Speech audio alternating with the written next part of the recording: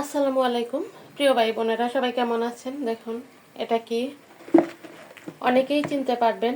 এটা শহরে কমই পাওয়া যায়। এটা গ্রামের একটা টক ফল। এটা দিয়ে টক রান্না করা হয়। আমি এখানে পাতিল বসাই দিলাম রাইস কুকারে।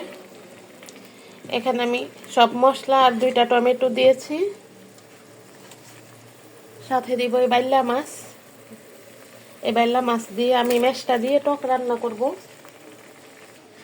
এখন আমি ম্যাশটাও দিয়ে দিব।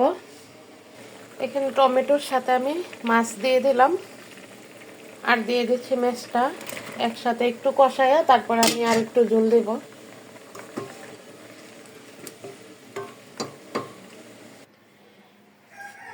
আমার বাইল্লা মাছ দিয়ে ম্যাশটার টক কিন্তু হয়ে গেছে।